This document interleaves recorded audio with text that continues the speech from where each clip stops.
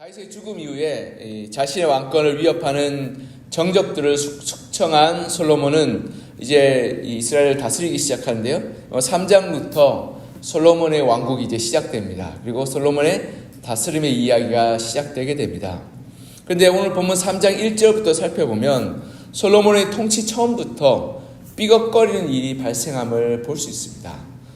지혜의 왕이고 이스라엘을 가장 번영하게 다스렸던 왕이었던 솔로몬은 그가 하나님을 경외하는 사람이고 하나님으로부터 지혜와 또 부귀와 영광을 받았던 사람을 우리는 알고 있습니다. 그런데 오늘 본문에 보면 다윗이 솔로몬에게 이 왕위를 물려줄 때 다윗은 솔로몬이 하나님을 경외하는 자라고 보았기에, 그리고 다윗의 믿음의 유산 즉 성전을 건축하는 자임을 신뢰하였기에 솔로몬에게 왕위를 물려주게 됩니다. 솔로몬은 그가 이 다윗의 유언을 철저하게 지켜서 예루살렘을 건축하였고 또 하나님께 예배하며 섬겼던 인물이고, 그로 말미암아 하나님의 지혜와 부귀와 영광을 받았던 사람입니다. 그런데 3장 1절에 보면 솔로몬의 그 삶의 첫 번째 문제가 등장합니다. 그것은 바로 이방 여인과 결혼한 사건입니다. 솔로몬은 결혼 문제에 있어서 하나님의 법을 철저하게 순종하지 않았음을 볼 수 있습니다.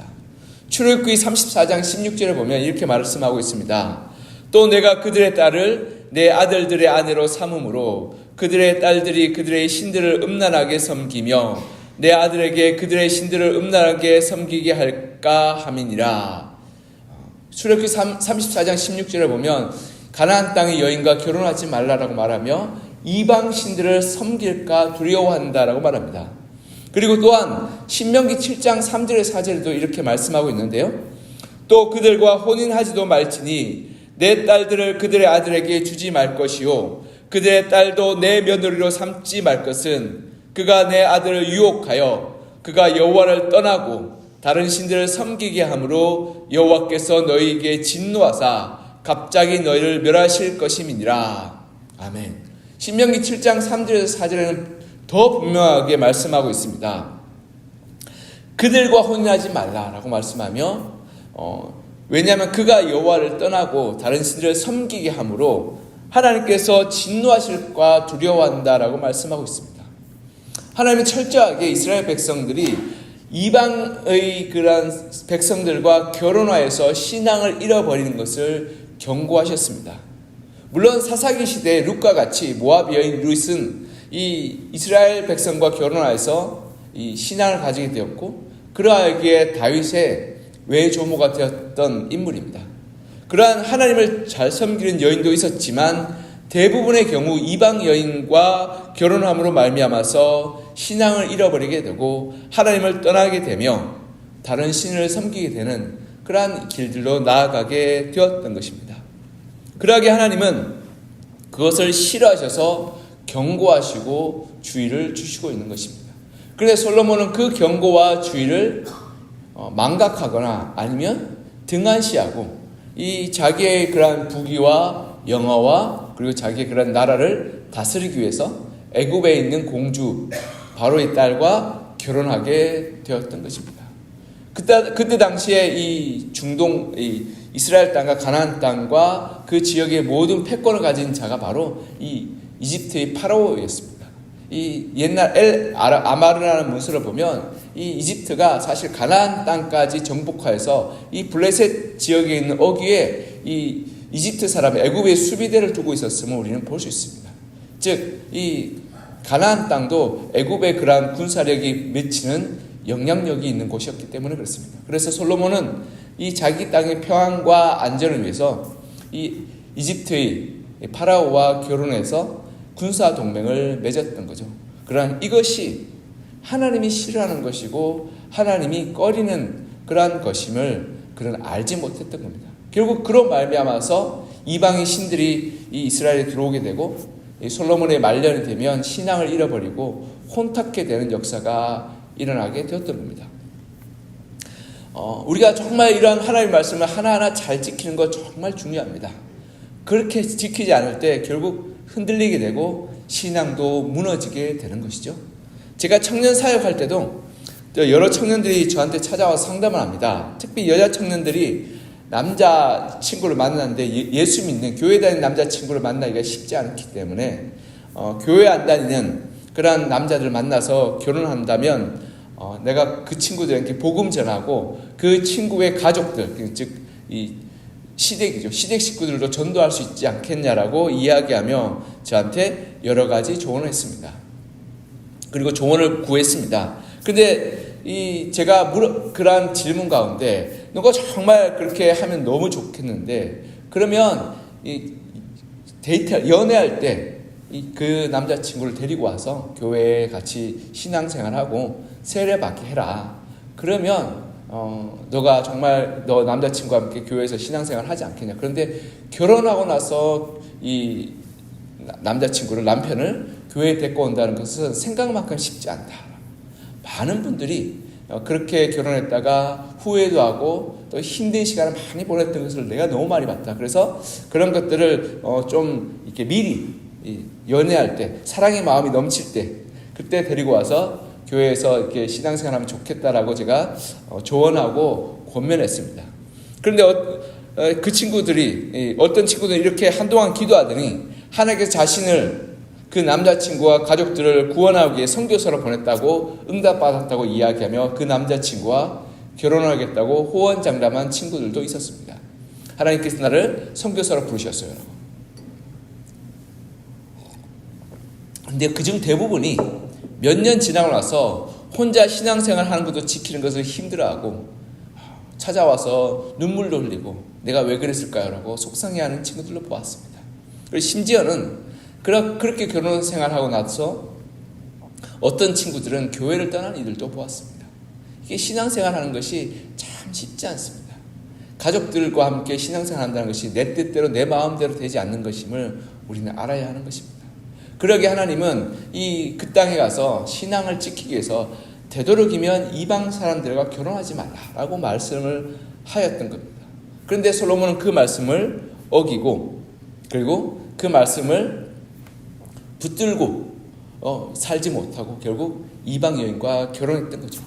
요즘보다 더 그때 당시 솔로몬 시대는 가부장적인 시대였고 가장의 권위가 강했던 시대였습니다. 그래서 남편, 이 가장의 말 한마디로 집안의 분위기와 집안의 이 신앙이 바뀌는 시대였음에도 불구하고 하나님은 그 시대에도 너희가 정말 잘못된 결혼과 잘못된 만남을 통해서 신앙을 잃어버릴 위험이 있으니까 되도록이면 하나님 믿는 사람과 결혼했으면 좋겠다라고 명령하고 권면하셨던 것입니다. 그런데 신앙이 다른데 함께 결혼한다는 것은 마치 폭탄을 쥐고 함께 살겠다는 것과 마찬가지인 것입니다. 그러하게 우리가 정말 신앙을 올바르게 지키기 위해서 이 배우자를 만나는 것도 집을 선택하는 것도 그리고 또한 직장을 선택하는 것도 하나님의 뜻인지 아닌지를 물어보아야 하는 것입니다. 단지 결혼하는 것뿐 아니라 우리가 집을 사는 것도 그리고 직장을 선택하는 것도 우리가 정말 하나님을 잘 섬기기 위한 것이 되어야 되지 내가 내 욕망과 내 뜻과 내 자랑을 위해서 살다 보면 결국 신앙을 잃어버리는 그런 안타까운 일들이 발생하게 됩니다. 좋은 직장 가는 것도 중요하지만 하나님을 잘 섬길 수 있는 직장이 더 중요합니다. 우리가 이것을 타협하게 될 때 결국 제가 여러 차례 말씀드렸지만 좋은 직장 가는데 너무 바쁘니까 신앙생활 못하고 사업을 하는데 사업이 너무 잘 되니까 신앙생활 못하는 그런 안타까운 일들이 일어나게 되는 것을 보게 됩니다. 여러분, 우리가 왜 열심히 일하고 왜 열심히 돈을 벌고 왜 열심히 수고합니까? 그것은 우리 삶을 행복하게 그리고 풍성하게 잘 살기 위함 아니겠습니까? 근데 일을 열심히 하는데 신앙을 잃어버리게 되면 그 인생은 오히려 죽음이 전도되어서 불쌍한 인생이요 하나님이 잃어버려서 방황하는 인생으로 끝이 나게 되는 것입니다. 이와 마찬가지로 우리의 삶의 모든 부분, 우리의 결혼과 직장과 그리고 집을 선택하는 것도 우리가 하나님의 기준, 하나님의 뜻을 따라 행하게 될 때 우리의 신앙을 지키고 우리의 삶을 지키며 우리의 가정을 지켜나갈 수 있게 되는 것입니다. 우리가 기억해야 될 것은 솔로몬이 이 첫 번째 선택, 자기의 결혼을 이 이스라엘의 부강함과 그리고 이스라엘의 부유함과 이스라엘 정치 안정됨으로 해서 선택한 이 첫 번째 이 선택이 결국에는 맨 마지막에 이 나라의 붕괴와 분열과 그리고 신앙을 잃어버리는 안타까운 일들로 벌어지게 되는 걸 우리는 나중에 가서 볼 수 있게 되는 것입니다. 처음에 그 선택이 좋은 것처럼 보일지 모르지만 결국 하나님이 잃어버리는 선택은 결국 멸망으로 패망으로 달려가게 되는 것입니다. 다윗이 고생하고 노력하고 눈물과 기도로 세웠던 이 이스라엘 나라를 결국 솔로몬은 결혼 잘못함으로 말미암아 이 신앙을 잃어버리게 되고 결국 그 아들대로 바로 그 아들 르호보암으로 말미암아 나라가 분열되고 쪼개어지며 결국 이스라엘이 그 다음부터는 신앙을 잃어버 점점점 몰락하게 되는 그러한 길들로 나아가게 됨을 우리는 볼 수 있게 되는 것입니다. 그러하게 우리가 우리의 모든 삶의 선택 가운데서 우리가 하나님의 뜻을 따라서 선택하고 결정하고 순종하는 것이 얼마나 중요한지를 우리가 볼 수 있습니다. 우리가 우리 뜻대로 나라를 세우는 것도 가정을 세우는 것도 하나님의 손에 달려있음을 인정하며 하나님의 뜻과 하나님의 말씀에 순종하여서 가정을 세우시고 우리 삶을 세워나가는 여러분과 저가 되기를 간절히 소망합니다. 솔로몬의 이러한 선택, 특별히 이러한 선택은요, 이 혼합주의적인 선택, 신앙을 가리키고 있습니다. 우리가 기억해야 할 것은 애굽과 동맹 맺는 것, 그래서 이스라엘 백성들이 애굽을 의지하는 것을 하나님이 너무 싫어하셨습니다. 하나님은 신명기 17장 16절에서 17절에 보면 이렇게 말씀합니다. 그는 병마를 많이 두지 말 것이요 병마를 많이 얻으려고 그 백성을 애굽으로 돌아가게 하지 말 것이니 이는 여호와께서 너희에게 이르시기를 너희가 이후에는 그 길로 다시 돌아가지 말 것이라 하셨음이며 그에게 아내를 많이 두어 그의 마음이 미혹되게 하지 말 것이며 자기를 위하여 은금을 많이 쌓지 말 것이니라. 아멘. 여기 보면 하나님이 세 가지를 주의하시는데요. 첫 번째로는 너희가 군사력 강화를 위해서 애굽으로 가지 말라. 두 번째로는 이 너희 정욕 위해서 아내를 많이 두지 말라. 세 번째로는 너희 마음이 미혹되지 않기 위해서 은금을 많이 쌓아두지 말라고 말씀하셨습니다. 근데 솔로몬은 이 세 가지 다 어기죠. 이 애굽의 공주를 취함을 말미암아서 군사력 강화를 통해서 애굽의 병마를 많이 가져옵니다. 그래서 나중에 기록을 보면 이 말들을 엄청 많이 가져오게 됨을 보게 됩니다. 그리고 이 솔로몬이 다스릴 때 북왕에서 은금이 이 은이 발바닥에 굴러다닐 만큼 많게 됩니다. 그리고 솔로몬은 누구보다도 아내를 많이 거느린 왕이었습니다. 그렇게 이 이스라엘이 이 부강하고 이 부유하고 멋있어 보일지 모르지만 조속하게 몰락하게 되었던 것입니다. 하나님은 이 군사력이 병마의 숫자에 있지 않고 하나님의 능력에 달려있다라고 말씀하셨습니다. 이제 솔로몬은 이 말씀을 정면으로 어기며 이 하나님의 말씀을 거역했던 것입니다.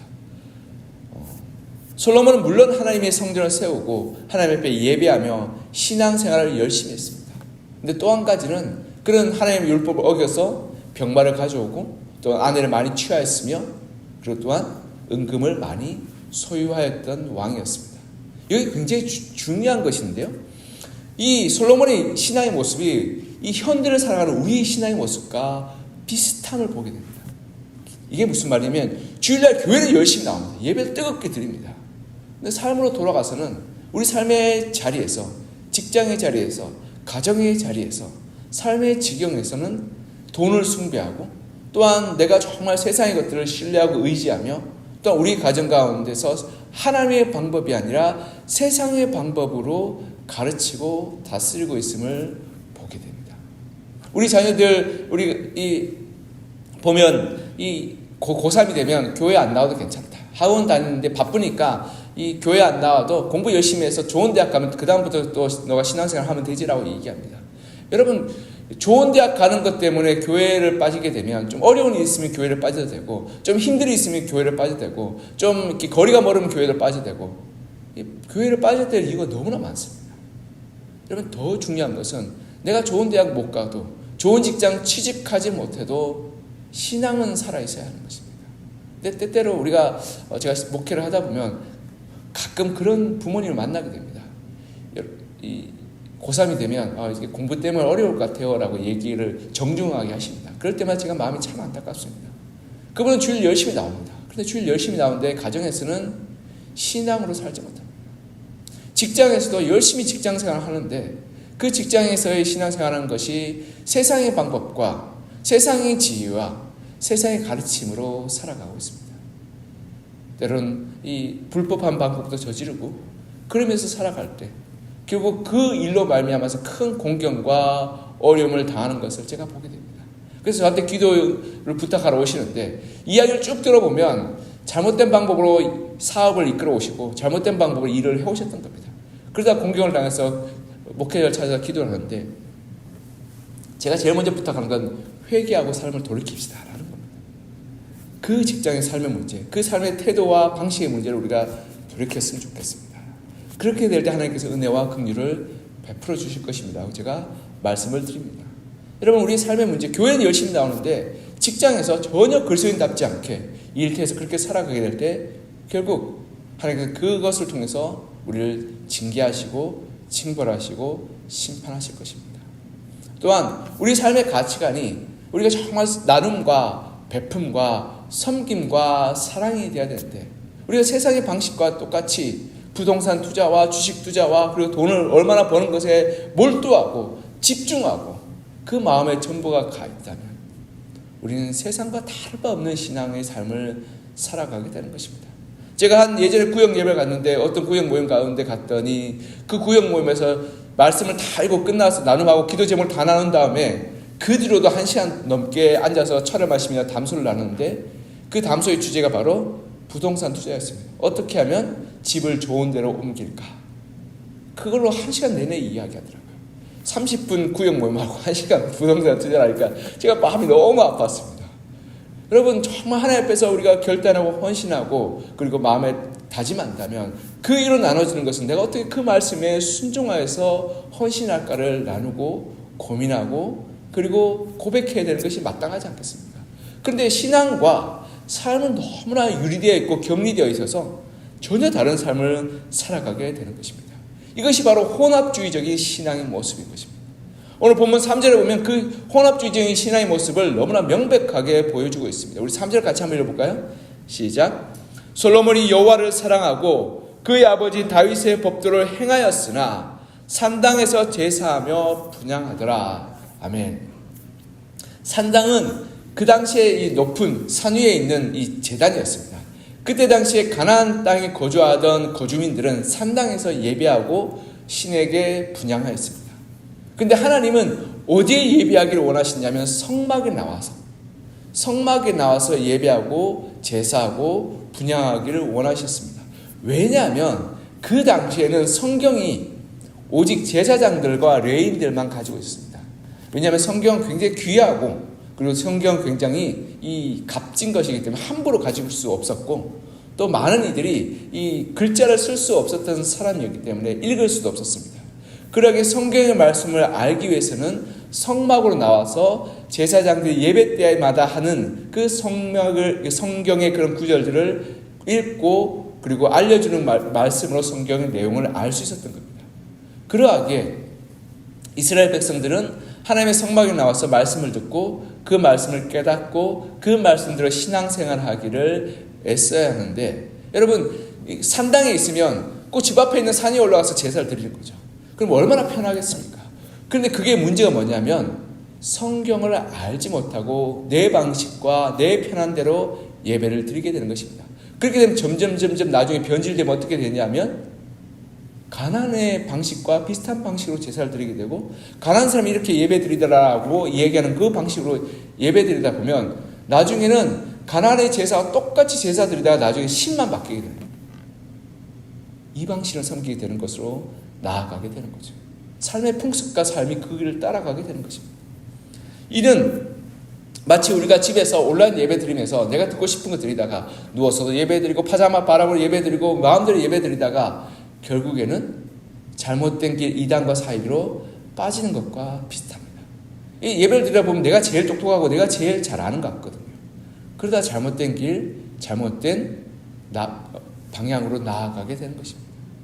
여러분 이런 혼합주의적인 신앙, 그러한 신앙으로 인해서 나의 편의와 나의 유익을 따른 신앙을 따라가다 보면 이 솔로몬은 이 신앙을 잃어버리게 되고 그로 말미암아서 백성들도 신앙이 잃어버리게 되는 것입니다. 그래서 2절에 보면 백성들이 산당에 제사하였다고 말하며 왕이 성막에서 제사하지 않고 산당에서 제사하고 말미암아 이스라엘 백성들도 그 왕을 따라서 편의대로 쉬운 대로 자기의 집 앞에 있는 산에서 예배하고 제사하며 하나님을 섬겼다라고 말하고 있습니다. 이것이 하나님을 섬기는 것이라고 말하고 있지만 나중에 가면 이 산당 때문에 이 이스라엘 신앙이 굉장히 심하게 왜곡되고 이방신들을 섬기게 되는 길로 나아가게 됨을 이 열왕기상을 통해서 보면 쭉 나타나고 있는 것입니다. 여러분, 선택적으로 율법을 지키고 선택적으로 하나님의 말씀을 지킨다는 것은 내가 하나님의 말씀을 내 마음대로 내 편한 대로 행하겠다는 말과 마찬가지인 것입니다. 우리가 좀 전에 제가 말씀드렸다시피 주일날 교회에 나서 열심히 교회 봉사하지만 우리 일터에서는 내 마음대로 내 뜻대로 살고 우리 결혼은 내 마음대로 내 뜻대로 하며 우리 자녀들의 양육은 내 마음대로 내 뜻대로 하고 우리 삶의 가치관도 내 뜻대로 하게 될 때 결국 껍데기만 남은 신앙생활로 살아가게 되는 것입니다. 그리고 그렇게 살 때 우리는 썬데이 크리스찬을 불리우는 주일만 나와서 예배드리는 그리스도인과 다를 바 없는 삶을 살게 되는 것입니다. 이 한국 사회의 수많은 썬데이 크리스찬, 혼합주의적인 신앙을 가진 이들 때문에 한국 교회가 흔들리고 신앙이 위태롭고 있게 되는 것입니다. 그리고 그런 말미암아서 가정과 직장과 나라가 심각한 문제와 어려움에 빠지게 되는 것입니다. 우리가 열왕기상을 쭉 읽어가다 보면 결국 솔로몬 이 문제 때문에 신앙을 잃어버리게 떠나게 되며 이스라엘이 나라가 쪼개어지는 것을 보게 됩니다. 우리가 하나님의 말씀을 기억하며 우리가 주일만 하나님을 섬기는 것이 아니라 월요일부터 토요일까지 평일에도 우리 일터에서 우리 가정에서 우리 삶의 지경에서 하나님을 올바르게 섬기고 순종하고 헌신하여서 하나님 우리 삶의 주인 되심을 우리 삶의 전부에 우리의 직장에서 주인 되시고 우리 가정에서 주인 되시고 우리의 건강에도 주인 되심을 고백하여서 삶을 신앙으로 살아가는 여러분과 저가 되기를 그냥 간절히 소망하며 축복합니다. 기도하겠습니다. 사랑과 은혜가 풍성하신 하나님 아버지, 솔로몬이 하나님 앞에서 사랑받는 왕이었고 참 지혜로운 왕이었지만 그가 하나님의 말씀 가운데 몇 가지를 올바르게 지키지 않음으로 말미암아서 그의 왕국은 결국 몰락의 길로 접어들게 됨을 보게 됩니다. 그는 하나님이 말씀하셨던 이방 여인과 결혼하지 말라, 애국으로 내려가서 그곳에서 병마를 가져오지 말라, 그리고 은금을 많이 가지지 말라는 그 말씀 하나하나를 다 어겼고 그로 말미암아서 그의 왕됨은 부유하고 풍성하고 많은 것을 가져서 수많은 사람들로부터 존경을 받고 찬사를 받고 그리고 또한 지지를 받았을지 모르지만 결국 그의 삶과 그의 왕국은 신앙을 잃어버린 말미암아서 내부에서부터 몰락을 하게 되고 무너지게 되는 것을 보게 됩니다. 이 몰락의 전조가 이미 솔로몬이 왕으로 시작하면서부터 시작되었음을 우리가 보게 됩니다. 하나님, 우리 신앙이 이렇게 솔로몬처럼 혼합주의적으로 내 편의적으로 신앙생활을 하지 않게 하여 주시고 우리가 단지 주일날만 나와서 신앙생활하는 그런 썬데이 크리스찬이 되지 않게 하여 주시고 우리 삶의 일터에서 우리 삶의 가정에서 우리 삶의 모든 지경에서 하나님을 온전히 섬기고 사랑하여서 열매 맺는 믿음의 삶을 살게 하여 주시옵소서. 그래서 우리가 우리의 가정에서 하나님을 섬기는 그러한 모습으로 살게 하여 주셔서 하나님 믿음보다 신앙보다 더 앞서지 않게 하여 주시고 우리 자녀들을 양육하고 기를 때도 아이들에게 공부보다 더 중요한 것이 신앙임을 올바르게 가르쳐 주게 하여 주시며 그들이 성공하는 것보다 더 중요한 것이 하나님을 섬기는 것임을 우리가 올바르게 가르쳐 주게 하여 주시옵소서. 또한 일터에서도 내가 돈을 많이 버는 것과 승승장구하는 것보다 더 중요한 것이 하나님의 법과 하나님의 말씀을 따라서 성실하게 의롭게 정직하게 사는 것임을 우리가 올바르게 알게 하여 주셔서 우리가 우리의 일터 가운데서 성실과 의로움과 그리고 정직으로 살아서 하나님께 영광을 돌리고 그리고 선한 열매를 맺어가게 도와주시옵소서. 그리고 세상의 가치가 아닌 그러한 재물에 우리의 마음을 두지 않게 하여 주시고 오직 하나님께 우리의 마음을 두어서 하나님께서 우리의 삶을 축복하시고 우리를 먹이시고 입히시고 돌보시며 채우시는 분이심을 고백하여서 하나님을 의지하고 따라가는 믿음으로 살게 하여 주셔서 우리가 주일만 그리스도인이 아니라 평일에도 그리스도인이 되어서 신앙의 삶을 살아감으로 말미암아 우리 삶이 믿음의 고백이 되게 하시고 간증이 되게 하시고 하나님 향한 헌신의 그러한 모습이 되게 하여 주셔서 우리 삶의 모든 부분이 하나님을 주인으로 고백하는 그러한 믿음으로 살게 도와주시옵소서. 하나님 이 아침에 주님 앞에 나와 간절히 기도하는 성도님들 한 분 한 분 기도 가운데 응답하여 주시고 위로하여 주시고 은혜 베풀어 주셔서 하나님 위로받고 힘을 얻고 돌아가는 그러한 시간이 되게 하여 주시고 우리 삶의 문제 앞에서 먼저 하나님 앞에 우리가 회개하며 결단하며 돌이킬 때 주님께서 용서하여 주시고 고쳐주시고 낫게 하여 주시옵소서. 주의 은혜와 위로하심과 능력을 간절히 소망하며 살아계신 예수 그리스도 이름으로 기도합니다. 아멘. 우리 주여 한번 외치고 이 시간 간절히 기도